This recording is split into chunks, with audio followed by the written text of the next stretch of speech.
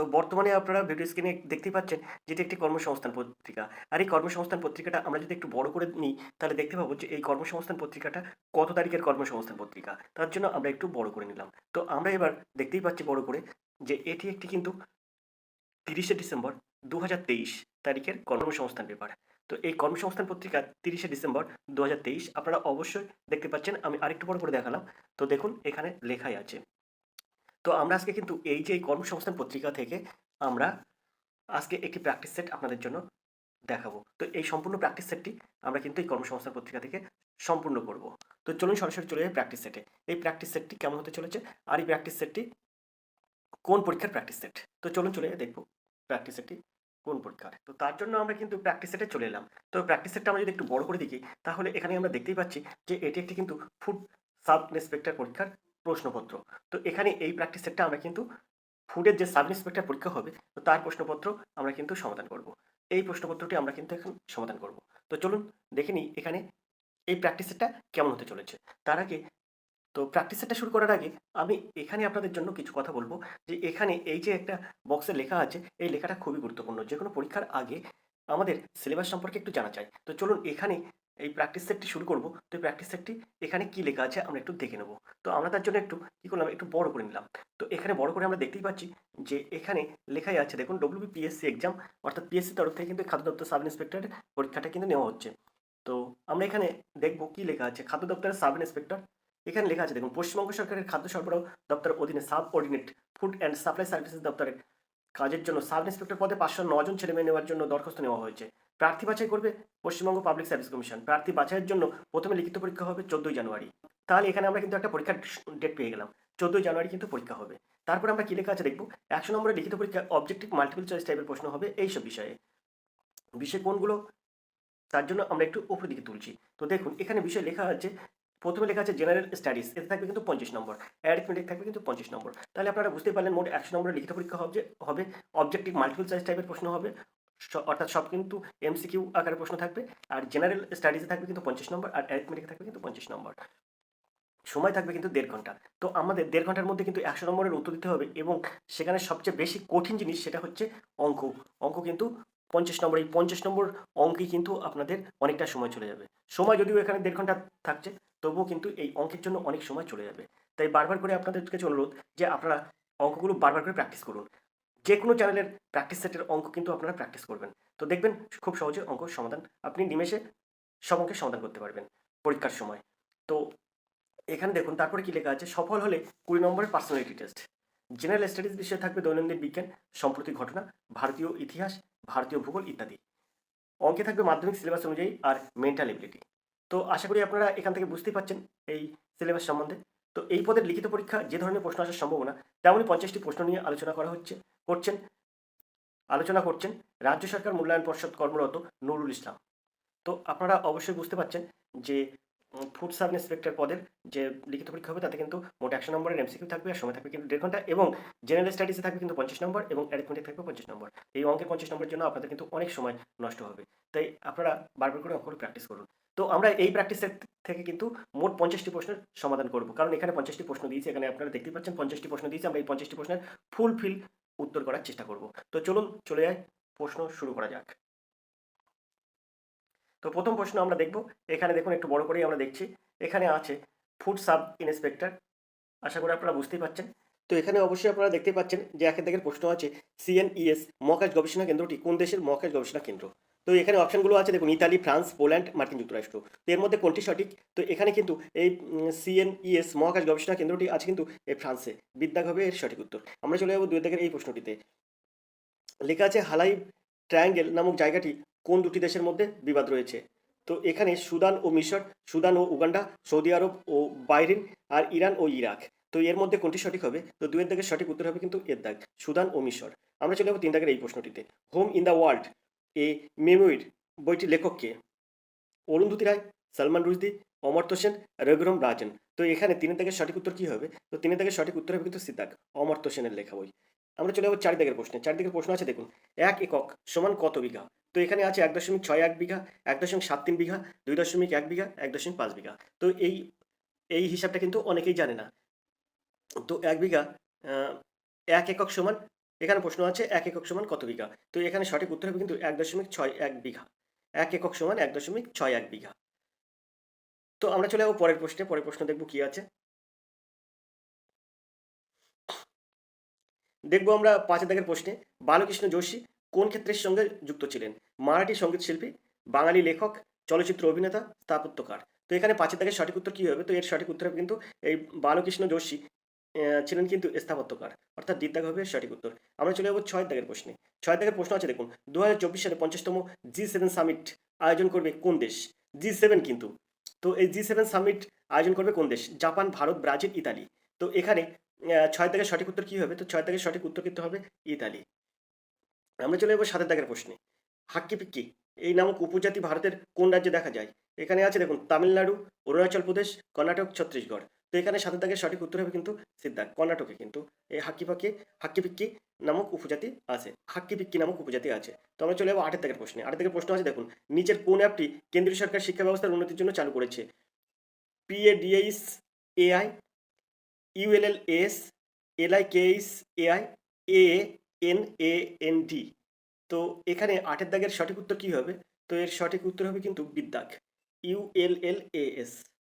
এই অ্যাপটি কিন্তু চালু করেছে কেন্দ্র সরকার শিক্ষা ব্যবস্থার উন্নতির জন্য। তো আমরা চলে যাব 9 দাগের প্রশ্নে। প্রদীপ নারওয়াল কোন খেলার সঙ্গে যুক্ত? Cricket, hockey, golf, kabaddi. তো এখানে 9 দাগের সঠিক উত্তর হবে কিন্তু ডিপ দাগ। এই প্রদীপ নারওয়াল এটা কিন্তু কবাডি খেলার সাথে যুক্ত। ডিপ দাগের সঠিক উত্তর। আমরা চলে যাবো 10 দাগের প্রশ্নে। 10 দাগের প্রশ্ন আছে দেখুন, ব্যুরো অফ স্টেট সিকিউরিটি কোন দেশের গোয়েন্দা সংস্থা? ইংল্যান্ড, দক্ষিণ আফ্রিকা, ইরাক, ভারত। তো এখানে 10 দাগের সঠিক উত্তর হবে কিন্তু দক্ষিণ আফ্রিকা, অর্থাৎ বিদ্যাগ হবে এর সঠিক উত্তর। আশা করি আপনারা বুঝতে পেরেছেন, এর সঠিক উত্তর হবে দক্ষিণ Africa, bureau of state security. পাশাপাশি এটা মনে রাখবেন SIS, সিক্রেট ইন্টেলিজেন্স সার্ভিস, ব্রিটেনের গুপ্তচর সংস্থা, সদর দপ্তর লন্ডন, আর এটা কিন্তু প্রতিষ্ঠা হয়েছিল 1909 সালে। পাশাপাশি এটা মনে রাখবেন যে ইরাকের গোয়েন্দা সংস্থার নাম হচ্ছে ইরাকি ইন্টেলিজেন্স সার্ভিস, আর এটি কিন্তু প্রতিষ্ঠা হয়েছিল 1973 সালে। আমরা চলে যাবো পরের প্রশ্নে। পরের প্রশ্নে দেখবো কি আছে, তার জন্য প্রশ্নটা একটু উপরের দিকে তুললাম। এবারে দেখুন এখানে প্রশ্ন আছে 11 দাগের প্রশ্ন, মিজোরামের নতুন মুখ্যমন্ত্রী লালডুহো লালডুহোমা নিচের কোন রাজনৈতিক দলের প্রতিষ্ঠাতা? Zoram nationalist party, people's conference party, Mizo national front, Zoram people's movement. তো এরকম প্রশ্ন কিন্তু আসে। তো তার জন্য প্রশ্নগুলো ভালো করে আপনারা অবশ্যই এগুলো ভালো মুখস্থ করবেন। তো 11 দাগের সঠিক উত্তর হবে কিন্তু জোরাম পিপলস মুভমেন্ট, অর্থাৎ দ্বিত দাগ হবে সঠিক উত্তর। আমরা চলে যাবো 12 দাগের এই প্রশ্নে। মুঘল রাজা দ্বিতীয় কোন রাজবংশের সম্রাট ছিলেন? পাল বংশ, সেন বংশ, সোলাঙ্কি বংশ, প্রতিহার বংশ। তো এখানে 12 দাগের সঠিক উত্তর কি হবে? তো এর সঠিক উত্তর হবে কিন্তু সিদ্ধাক, সোলাঙ্কি বংশ। সিদ্ধাক হবে সঠিক উত্তর। আমরা চলে যাবো 13 দাগের প্রশ্নে। দ্য প্রেস কোন দেশের সংবাদপত্র? নিউজিল্যান্ড, ভারত, যুক্তরাজ্য আর ফ্রান্স।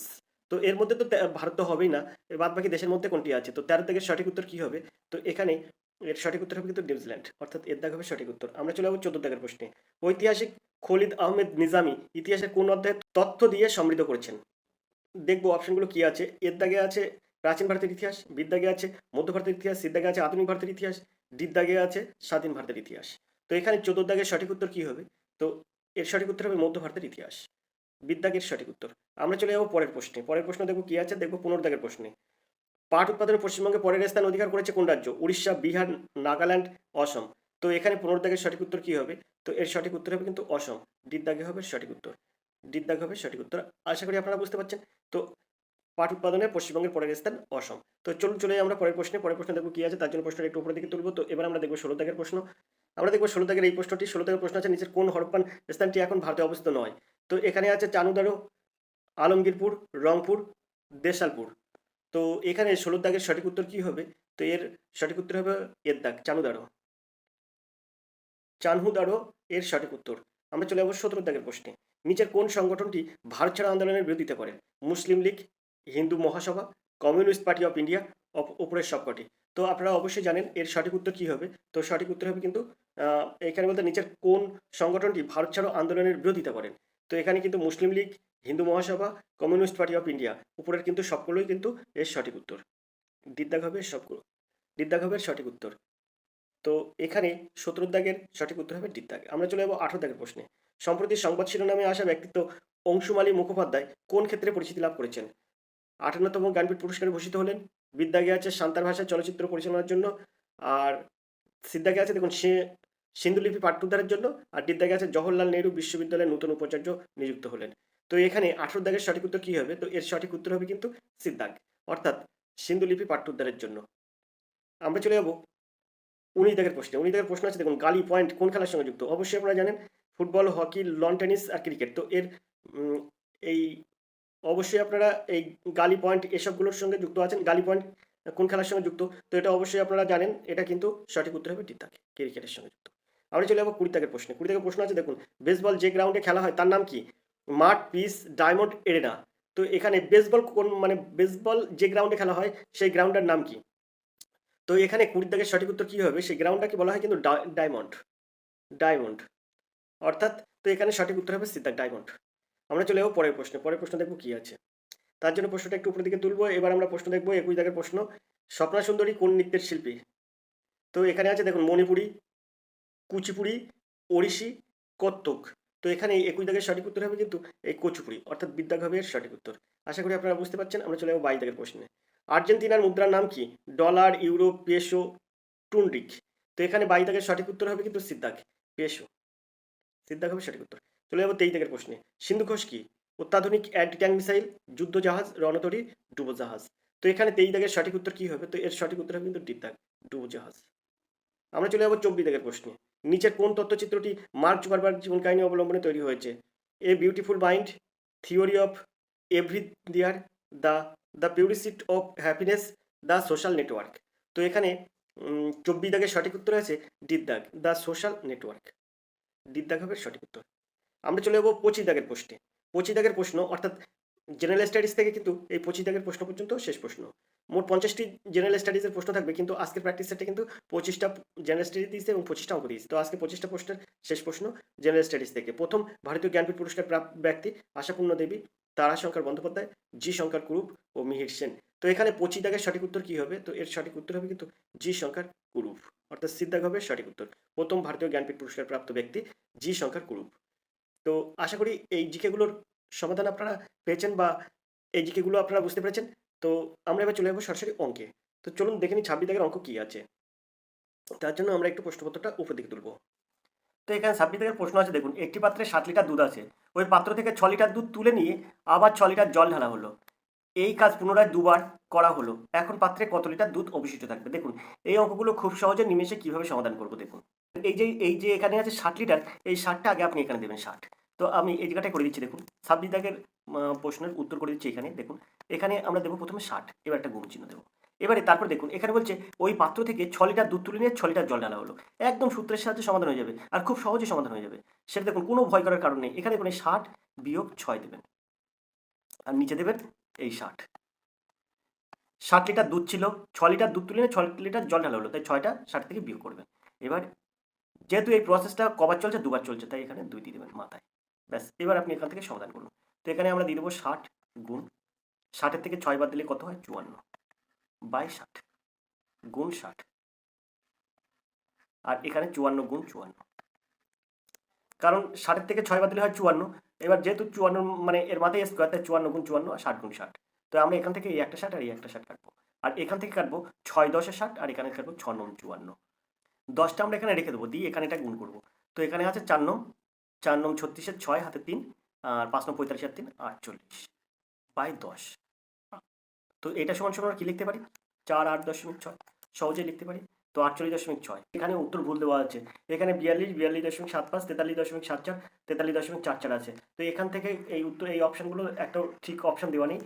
তো এখানে উত্তর হবে 48.6, 48.6। তো এখানে বলেছে এখানে পাত্রে কত লিটার, এখন পাত্রে কত লিটার পড়ে থাকবে? 48.6 লিটার। তো আশা করি আপনারা বুঝতে পেরেছেন অঙ্কটার সমাধান এভাবেই হবে। তো 26 দাগের সঠিক উত্তর হবে 48.6 লিটার। তো আমরা চলে যাবো 27 দাগের এই প্রশ্নটিতে। 27 দাগের প্রশ্ন আছে দেখুন, একটি পাত্রের মিশ্রণে 3 অংশ জল 5 অংশ সিরাপ। ওই মিশ্রণের, আমরা চলে যাবো পরের পেজে। এখানে আছে দেখুন, ওই মিশ্রণে কত অংশ তুলে নিয়ে তার বদলে সমপরিমাণ জল ঢালা হলো। সমপরিমাণ জল ঢালা হলে মিশ্রণের জল ও সিরাপের পরিমাণ সমান সমান হবে। তো দেখুন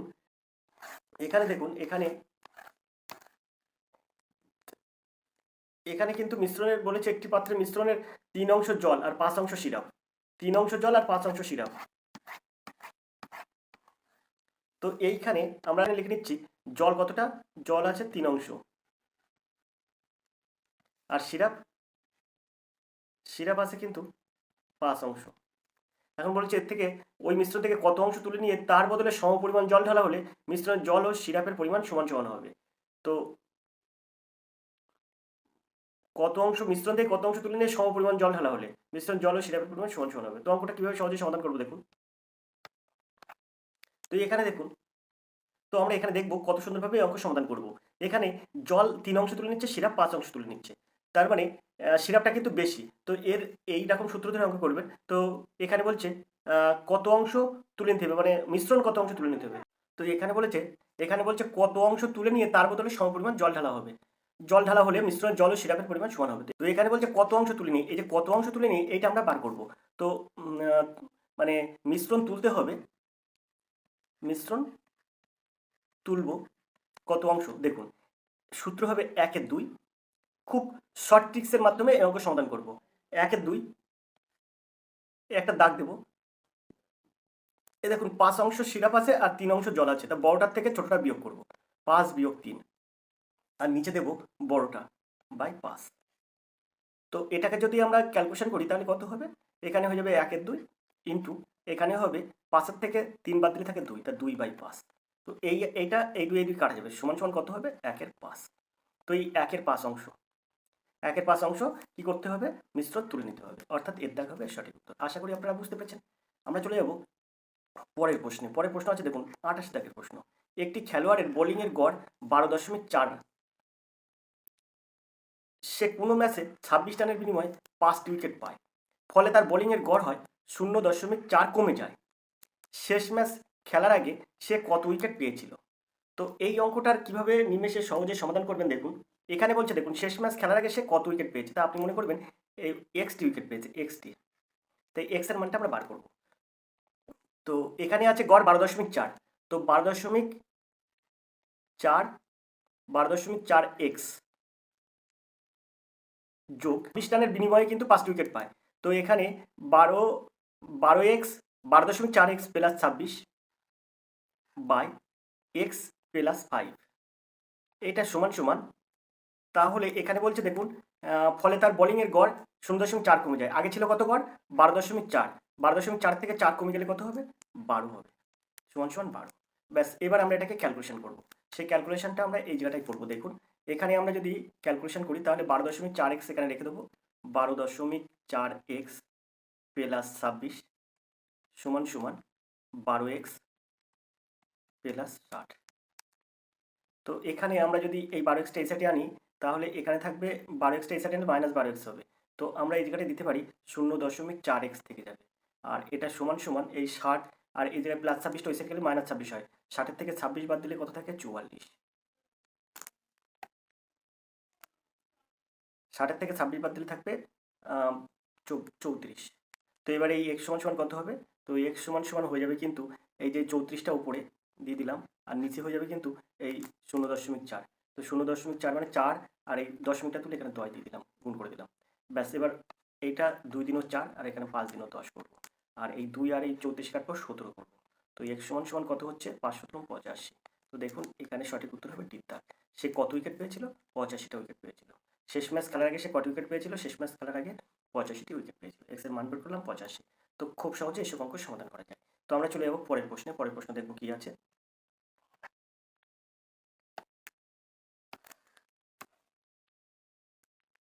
পরের প্রশ্ন আছে দেখুন 29-এর এই প্রশ্ন।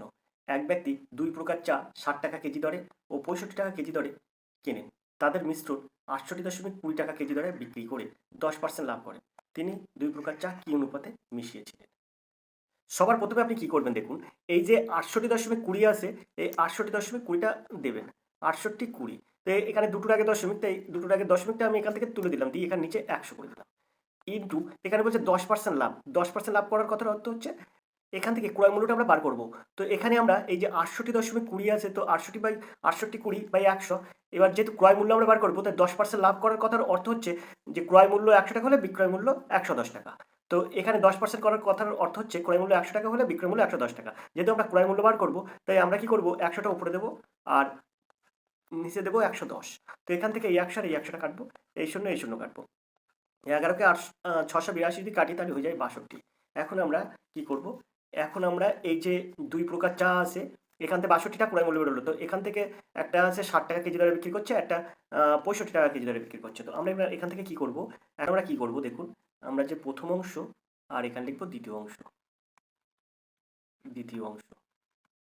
তো প্রথম অংশ আর দ্বিতীয় অংশ, প্রথম অংশে কত আছে, প্রথম অংশে 60 টাকা কেজি দরে বিক্রি করছে 60 টাকা, আর দ্বিতীয় অংশে 65 টাকা কেজি দরে বিক্রি করছে।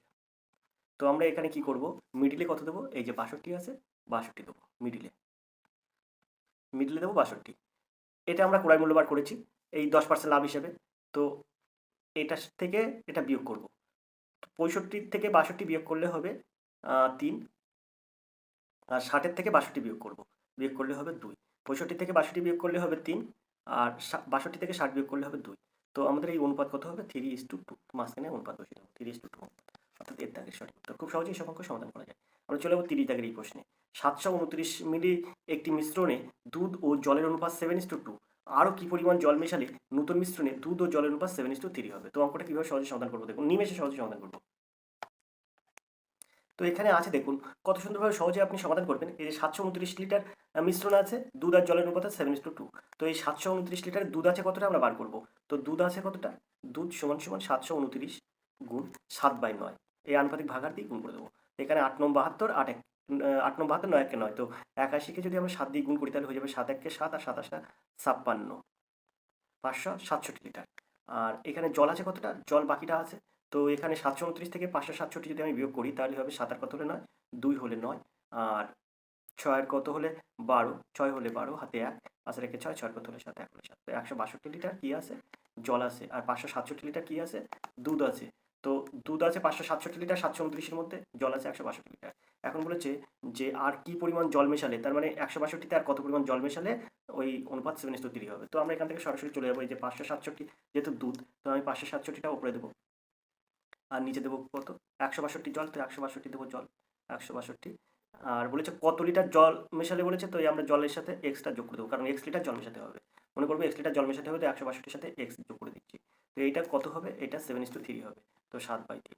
তো আমরা যদি এটাকে মানে ক্যালকুলেশন করি তাহলে এটাকে যদি আমরা ক্যালকুলেশন করি 27টা 56 আর 7 একে 7 81 হয়। 81-কে আমরা 3 দিয়ে গুণ করবো। তার আগে এখানে দেখুন, এখানে এখানে এই 7 আর এটা কাটলাম কিন্তু, তাই 81 হলো। তো এখানে 7 একে 7, তো এটা গুণ করলে তো 162 একে 162 থাকে, আর এক্স একে এক্স থাকে, তো এক্স সমান সমান আমরা কি লিখবো, তো এখানে আমরা এটা গুণ করে নেবো, 3 একে 3 আর 3 8 24, 243। আর এখানে 162 একে 162 বিয়োগ হয়ে যাবে 162, বিয়োগ 162। তো এখানে যদি আমরা বিয়োগ করি তাহলে কত হবে, 2 আর কত হলে 3, 1 হলে 3, 6 আর কত হলে 14, 8 হলে 14, হাতে 1, 1 আর 1 2, অর্থাৎ 81 হবে। তো বিদ্যাঘাবের সঠিক উত্তর 81 মিলিলিটার। আশা করি আপনারা বুঝতে পেরেছেন। আমরা চলে যাবো পরের প্রশ্নে। পরের প্রশ্ন দেখবো কি আছে। তো 31 দাগের প্রশ্ন দেখবো। 3 বন্ধু যথাক্রমে 1,20,000, 1,50,000 এবং 1,10,000 টাকা মূলধন নিয়ে একটা ব্যবসা শুরু করে। তো আমরা একটু প্রশ্নের উপরের দিকে তুলবো।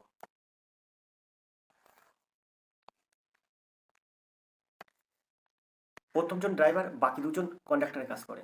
তারা ঠিক করেন যে মোট আয়ের 2/5 কাজের জন্য 3:2:2 অনুপাতে ভাগ করে নেবেন। কোনো এক মাসে যদি 29,260 টাকা আয় হয় তবে কে কত টাকা পাবে নির্ণয় করুন। তো এখানে অঙ্কটা যথেষ্ট বড় আছে। অঙ্কটা আমরা নিমেষে সমাধান করতে গেলে এই অঙ্কগুলো অনেকটা মানে স্টেপ আছে, তো এই স্টেপগুলো অনেকটা বড় বড় স্টেপ। তো এখানে ধরবে না, তাই আশা করি এইটুকু জায়গার মধ্যে আপনারা একটু বুঝে নেবেন। তো এদের অনুপাত আমরা আগে বের করে নেবো, 3 বন্ধুর মূলধনের অনুপাত বার করে নেবো। এখানে দেখুন 1 2 3 4টি শূন্য, এখানেও 1 2 3 4টি শূন্য, এখানেও দেখুন 1 2 3 4টি শূন্য। তো এই 4টি শূন্য, এই 4টি শূন্য আর এই 4টি শূন্য, 3 বন্ধুর প্রথম জনের অনুপাত হবে 12, দ্বিতীয় জনের 15 আর 11, তো 12:15:11 তাদের অনুপাত হবে। এখন বলেছে যে প্রথম জন ড্রাইভার, বাকি দুজন কন্ট্রাক্টর কাজ করেন। তারা ঠিক করেন যে মোট আয়ের 2/5 কাজের জন্য 3:2:2 অনুপাতে ভাগ করবে, আর ভাগ করে নেবেন। কোনো এক মাসে যদি এত টাকা আয় হয় তবে কে কত টাকা পাবে। তো দেখুন এই যে 29,260 এই টাকার 2/5 সমান কত, তো আমরা এখানে 2/5 দিয়ে গুণ করে দেবো এটাকে। তো গুণ করে দিলে 5 5 25 আর 4 দা 29, 42, 5 8 40 আর 2 দাও 42, এখানে 26 হয়। 5 5 25 আর 1 দাও 26, 5 দিন 10, 2। তো এখানে দেখুন এইটা যদি আমরা গুণ করি তাহলে হবে কত, 2 এর সঙ্গে এটা যদি আমরা গুণ করি তাহলে হবে কত, দেখুন এখানে হবে 2 এর সঙ্গে এই 2 যদি গুণ করি তাহলে 2 দিন 4, 5 দিন 10 0, হাতে 1, 8 দিনে 16 1 17 7, হাতে 1, 5 দিন 10 1 11, 11,704। তো 11,704 টাকাটা কী করবে, 3:2:2 অনুপাতে ভাগ করে নেবে। তো এখানে 3 আর 2 5 আর 2 7। তো 11,704কে আমরা কি করব, প্রথমে 3/2 আর 2 4 আর 3 7, 3/7 দ্বারা গুণ করব। 3/7 দ্বারা গুণ করলে কত হবে? তো এখানে 7 1 7 আর 4 দাও 11, 47 হয়। তো 6 7 42 আর 5 দাও 47, 7 7 49 আর 1 দাও 50, 7 14। তার মানে এখানে হবে 1672। 1672কে যদি আমি 3 দিয়ে গুণ করি তাহলে কত হবে? 1672কে 3 দিয়ে গুণ করলে হয়ে যাবে, এই জায়গাটাই করে দিচ্ছি দেখুন। 1672কে 3 দিয়ে গুণ করবো, তো 3 দিন 6 আর 3 7 21 আর 21-এর 1 হাতে 2, 3 6 18 আর 2 20 শূন্য হাতে 2, 3 1 3 আর 2 5। তো 11,704 টাকা থেকে 5,16 টাকা কিন্তু পাবে প্রথম বন্ধু, যে কিন্তু ড্রাইভার সেভাবে, আর বাকি সেটা 2:2 অনুপাতে ভাগ করে নেবে। তার মানে 11,704 টাকা থেকে 5,116 টাকা বাদ দেবো, দিয়ে যেটা থাকবে সেটাকে দুই বন্ধু সমান সমান ভাগে ভাগ করে দিলে কিন্তু এই 2:2 অনুপাতে বেরিয়ে যাবে। তো আমরা 11,704 লিখবো, 11,704 বিয়োগ 5,016। এর থেকে যদি আমরা বিয়োগ করি তাহলে এটা কত হবে? 6 কত হলে 14, 8 হলে 14 হাতে 1, 1 আর 1 2, 2 আর কত হলে 10, 8 হলে 10 হাতে 1, 2 আর কত হলে 10, 8 হলে 10 হাতে 1, 1 1 1 আর কত হলে 7, 6 হলে 7, 5 আর কত হলে 11, 6 হলে 11। তো দেখুন 6,688। তো 6,688কে যদি আমরা 3 দিয়ে এই 2 দিয়ে ভাগ করি তাহলে হয়ে যাবে কত? তো এখানে 33 44। তো 3,344 টাকা করে এক একজন পাবে দুই বন্ধুর। যারা এই যে বাকি দুজন, একজন ড্রাইভার, বাকি দুজন কন্ডাক্টর, এই কন্ডাক্টর দুজন কিন্তু প্রত্যেকে 3,344 টাকা করে পাবে। এই 3:2:2 অনুপাতে ভাগ করবে যেটা সেটা। তো যে ড্রাইভার সেভাবে কত? সেভাবে 5,016 টাকা একা, আর কন্ডাক্টর দুটো প্রত্যেকে পাবে 3,344 টাকা করে। এখন দেখুন, এখন এখানে বলেছে যে এবার বাকি টাকা কি করবে? বাকি টাকা কিন্তু এই অনুপাতে ভাগ করবে, মূলধনের অনুপাতে ভাগ করবে। তা বাকি আছে কত? তো আমার 11,704 টাকা কত? 29,260 টাকার থেকে 11,704 টাকা বিয়োগ করব। তো আমি এই জায়গাটায় বিয়োগ করে নেবো। কত? 29,260 টাকা, 29,260 টাকা বিয়োগ কত? 11,704 টাকা, 11,704। এখন এটা বিয়োগ করলে কত হবে? 4 আর কত হলে 10, 6 হলে 10 হাতে 1, 1 1 আর কত হলে 6, 1 আর 5 হলে 6, 7 আর কত হলে 12, 5 হলে 12 হাতে 1, 1 আর 1 2, 2 আর কত হলে 9, 7 হলে 9, আর একটা 1 বসে গেল, মানে 17,556 টাকা। এখন এই 17,556 টাকা, এইটা কিন্তু আমি 17,556 টাকা, এটা কিন্তু মূলধনের আনুপাতিক ভাগ দিয়েই গুণ করতে হবে। তো সেই ক্ষেত্রে প্রথম বন্ধুর টাকা হবে কত? প্রথম বন্ধু পাবে কিন্তু এই 17,556 আমি দেবো, 17,556, 17,556 ইন্টু এই যে 12 আর 15 কত হয়? 27, 27 আর 11 38। তো 12/38 প্রথম বন্ধুর আনুপাতিক ভাগ হবে 12/38। তো আমি এটাকে ক্যালকুলেশন করব। তো 11,756কে যদি 38 দিয়ে ভাগ করি তাহলে হবে 462। 462কে যদি এই 12 দিয়ে গুণ করি তাহলে হবে 544। এখন এই 5,544-এর সঙ্গে যোগ করতে হবে কত? 5,544-এর সঙ্গে যোগ করতে হবে বলে এই যে 5,016 টাকা প্রথম বন্ধুর টাকা, 5,016 টাকা। তো আমি যদি যোগ করি তাহলে কত পাবো? 10,560 টাকা। তো এই 10,000, এবার পরের অঙ্কগুলো আর করতে হয় না, কারণ এই 10,560 টাকা প্রথম আছে কোনটায়? দেখুন এখানে বির অপশানে আছে প্রথমে 10,560 টাকা, বির অপশানে। আর কোনটায় কিন্তু প্রথমে 10,560 টাকা নেই, কারণ প্রথম বন্ধুই পাবে 10,560 টাকা। তো বির অপশানটা এখানে প্রথম আছে, বির অপশানে প্রথম আছে, প্রথম বন্ধু 10,560 টাকা পাবে। তো দ্বিতীয়, মানে এই জায়গায় যদি 10,560 টাকা, দ্বিতীয় বন্ধু পাবে 10,274 টাকা, আর তৃতীয় বন্ধু পাবে 8,462 টাকা।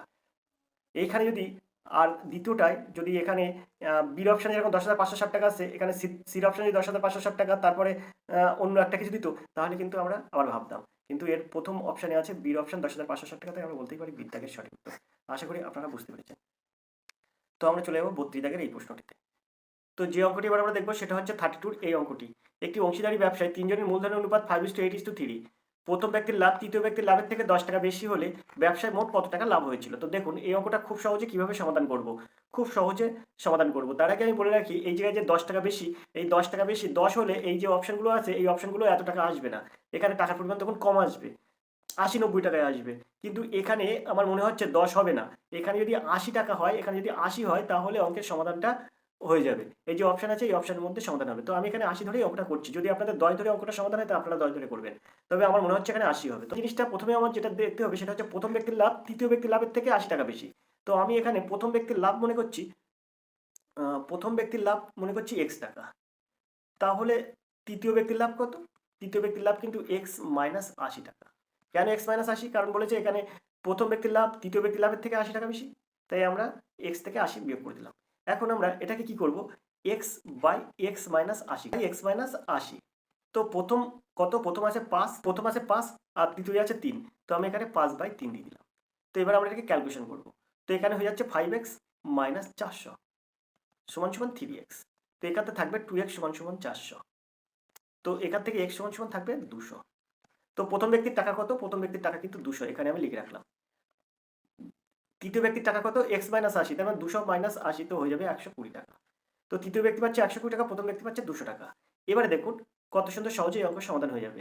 এবারে এই যে দ্বিতীয় ব্যক্তি আছে, এই দ্বিতীয় ব্যক্তির লাভের টাকা আমরা জানি নি। দ্বিতীয় ব্যক্তির লাভের টাকা আমি মনে করছি y। তো আমি ধরলাম y। তো y যদি হয়, দ্বিতীয় ব্যক্তির লাভের টাকা আমি ধরলাম y।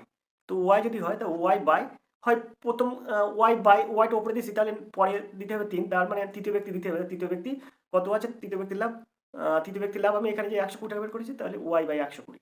এখানে আমরা দ্বিতীয় ব্যক্তির লাভ ধরেছি y, তাই y বাই 120। দ্বিতীয় ব্যক্তির লাভ y আর তৃতীয় ব্যক্তির লাভ এখানে 120 টাকা বার করেছি, তাহলে y বাই 120 সমান সমান 8 বাই কত? 3। এটাকে যদি আমরা ক্যালকুলেশন করি তো 4 8 32, 40। তো 40কে যদি আমরা আম, এখানে যদি আমরা 120কে 3 দিয়ে কাটি, তো এখানে যদি আমরা 3কে 120 দিয়ে কাটি, 120কে যদি 3 দিয়ে কাটি, তাহলে এখানে হয়ে যাবে 40। তো y সমান সমান কত দাঁড়াবে? 4 8 32, 320 টাকা। তো দেখুন y 320 টাকা আর y সমান 320 টাকা, অর্থাৎ দ্বিতীয় জন পাচ্ছে 320 টাকা। প্রথম জন কত পেয়েছে? প্রথম জন পেয়েছে 200 টাকা, দ্বিতীয় জন পেয়েছে 320 টাকা, তাহলে 3 আর 2 520 টাকা, আর তৃতীয় জন পাচ্ছে 120 টাকা, তাহলে মোট 640 টাকা। তো এর দেখে সঠিক উত্তর হয়ে যায় 640 টাকা। আশা করি আপনারা বুঝতে পেরেছেন। এই একটা নিয়ম আছে, আরেকটা নিয়ম আছে। আপনারা এটা এখান থেকে এই অপশন থেকে আপনারা ক্যালকুলেশন করতে পারেন। এই অপশন থেকে একদম ক্যালকুলেশন করা সোজা। কারণ আপনারা সবসময় মনে রাখবেন মূলধনের যে অনুপাত হয় সেটা কিন্তু লভ্যাংশের অনুপাতও হয়। তো আমরা এই যে 8 আর 5 13 আর 3 16 বার করবে, 16কে এই অপশনের মধ্যে কোনটা দিয়ে ভাগ করা যায়? তো 640কে 16 দিয়ে ভাগ করা যায়। তো এর অপশনটা দিয়ে আমরা সমাধান করব, দেখব হয় কিনা। তো এখানে 640 মানে প্রথম জনের ভাগ কত হবে? প্রথম। তো এখানে 640কে আমরা কি করব? গুণ করব কত দিয়ে? 8 আর 5 13 আর 3 16 মানে 5 বাই 16 দিয়ে। তো 5 বাই 16 দিয়ে যদি আমরা ক্যালকুলেশন করি, তো এখানে হয়ে যায় 40। তো 40 আর 5 যদি আমরা গুণ করতে হয়ে যায় 200। তো প্রথম ব্যক্তি 200 টাকা পাচ্ছে। দ্বিতীয় ব্যক্তি কত পাবে? তো দ্বিতীয় সমান সমান ঠিক ওইরকমভাবে 640কে আমরা কি করব? গুণ করব কত দিয়ে? এই 8 বাই 16 দিয়ে। তো এই 4 × 64। তো দেখুন 4 8 32, 320 টাকা। তো প্রথম ব্যক্তি পাচ্ছে 200 টাকা, দ্বিতীয় ব্যক্তি পাচ্ছে 320 টাকা। আর তৃতীয় ব্যক্তি কত পাবে? তৃতীয় ব্যক্তি ওর ঠিক সেম 640কে আমরা কি করব? গুণ করব কত দিয়ে? 640কে গুণ করব আমরা 3 বাই 16 দিয়ে। 4 × 64, 3 4 12, 120। সেই ক্ষেত্রে আপনার এই দ্বিতীয় ব্যক্তি বার করা লাগে না, এমনি প্রথম ব্যক্তি আর তৃতীয় ব্যক্তি বার করলেই হয়ে যায়। এই জায়গাটা আমার ডিস্টেন্স দেখতে হবে এই 80 টাকা আছে কিনা। এই প্রথম ব্যক্তির লাভ হয়েছিল 200 টাকা, 200 টাকা আছে। আর তৃতীয় ব্যক্তির লাভ হয়েছিল 120 টাকা। তো 120, 200 থেকে 120 ডিস্টেন্স হচ্ছে 80 টাকা। তা দেখুন এই জায়গায় 80 টাকা আছে, তাহলে আপনাকে চোখ বুঝে উত্তর বলতে হবে 640 টাকা। এর দাগের সঠিক উত্তর। যে কোনো একটি নিয়ম আপনারা সমাধান করবেন। 36 দাগের অঙ্ক দেখবো। 20% হারে চিনির মূল্য হ্রাস করলে একজন ক্রেতা 160 টাকায় 2.5 কিলোগ্রাম বেশি চিনি ক্রয় করতে পারেন। প্রতি কেজি চিনির আসল ক্রয় মূল্য কত? তো অঙ্কটা খুঁজে নিমেষে সমাধান করবেন। দেখুন এই যে 160 টাকা আছে এটা আপনি ওপরে দেবেন। তো 160 গুণ এই যে 20%, এই 20টা আপনি গুণ করে দেবেন। 160 গুণ 20, এর কিন্তু আসল মূল্যটা আমরা বার করছি, প্রকৃত মূল্য। তো 160 গুণ 20। এবার এই 20% চিনির মূল্য হ্রাস, অর্থাৎ 100 থেকে 20 বিয়োগ করবেন 80 গুণ এখানে কত আছে? এখানে বলছি কি যে 160 টাকায় 2.5 কিলোগ্রাম চিনি বেশি পাওয়া যেত, ক্রয় করতে পারতেন। 2.5 কিলোগ্রাম চিনি বেশি ক্রয় করতে পারতেন, অর্থাৎ এখানে 80 গুণ 2.5, 2.5 হয়ে যাবে। মানে 2.5 কিলোগ্রাম, 2.5 কিলোগ্রাম মানে 2 পূর্ণ 1 2 কিলোগ্রাম, তার মানে 5 2 কিলোগ্রাম, 5 2। তো এই দুইটা কিন্তু ওপরে গুণ হয়ে যায়, তাই আমরা দুইটা এখানে নিচে কেটে দেবো। এখন আমরা এটাকে এই 20 আর এই 80 দিই কাটাকুটি করবো। 4 20 80, 4 আর এই 160 কাটবো, এখানে 40 হয়ে যাবে। আর এই যে 5 আর এই 40 কাটবো, এখানে 8 হয়ে যাবে। তো 8-এর সঙ্গে 2 গুণ করলে 8 দিনও 16। তো এর প্রকৃত ক্রয় মূল্য কত? তো এই 16 টাকা, অর্থাৎ এর দেখাবে সঠিক উত্তর। আশা করি আপনারা বুঝতে পেরেছেন। তো আমরা চলে যাবো 37 দাগের এই অঙ্কটিতে। এক ব্যক্তি 5,400 টাকায় কিছু জিনিস ক্রয় করলেন। তিনি 2/3 অংশ 5% লাভে বিক্রি করলেন, বাকি অংশ শতকরা কত লাভে বিক্রি করলে মোটের উপরে তার 13% লাভ হবে। তো অঙ্কটা কীভাবে সহজে নিমেষে সমাধান করবো দেখুন। 5,400 টাকার জিনিস ক্রয় করেছে, তো 5,400 গুণ 2/3 অর্থাৎ 3×8 = 54, 1800, তো 1800 দিনও 3600। এই যে 3600 টাকার জিনিস সে 5% লাভে বিক্রি করেছে। 3600 টাকার জিনিস 5% লাভে বিক্রি করা মানে কত টাকায় বিক্রি করেছে? 5% লাভে বিক্রি করেছে মানে 105/100, অর্থাৎ এই দুটো শূন্য কেটে যাবে। কেটে গেলে এটাকে 105কে 36 দ্বারা গুণ করলে কত হবে? 3,780 টাকা। এই 3,780 টাকায় এই 3600 টাকার জিনিস অর্থাৎ 3,600 টাকার জিনিস সে 3780 টাকায় বিক্রি করেছে। তার মানে এখানে কত? 180 টাকার মতো লাভ হয়েছে। এবার বলছে দেখুন বাকি অংশ শতকরা কত লাভে বিক্রি করলে, তো আমার এখানে 5400 মানে 5,400 টাকার জিনিস থেকে 3600 টাকার চলে গেছে, তো আমার এখানে থাকবে কত? তাহলে থাকবে কিন্তু 1800 টাকা। তো এই 1800 টাকার জিনিস কত টাকায় বিক্রি করলে তার মোটের উপরে 13% লাভ হবে? তো আমরা আগে 13% লাভ সমান কত সেটা আমরা বার করব। 5,400 টাকার উপরে 13% লাভ সেটা আমরা বার করব। তো 5,400 এই জায়গায় যদি আমরা করি, তো এখানে যদি আমরা ক্যালকুলেশন করি তাহলে 5,400 টাকা ক্রয় মূল্য, তার 13% লাভ মানে 113/100। এই দুটো শূন্য কেটে যায়, তো 113কে 54 দিয়ে যদি গুণ করি 6,102 টাকায় বিক্রি করতে হবে, তাহলে তার 13% লাভ হবে। এখন এখানে আমার 3780 টাকা বিক্রি হয়ে গেছে, তার মানে এখানে 3780।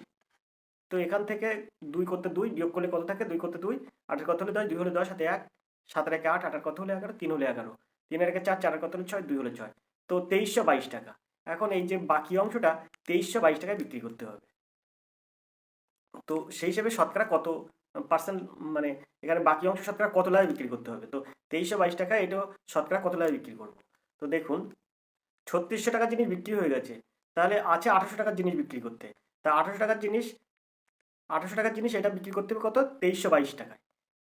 তাহলে এখানে 2322 টাকা, তার মানে 522 টাকা। 800 টাকার জিনিস লাভ করতে হবে 522 টাকা। 1 টাকার জিনিস লাভ করতে হবে 522/1800 টাকা, আর 100 টাকার জিনিস লাভ করতে হবে, তো গুণ 100, শতকরা লাভের পরিমাণ বার করে দেবো। এই দুটো শূন্য কেটে গেল।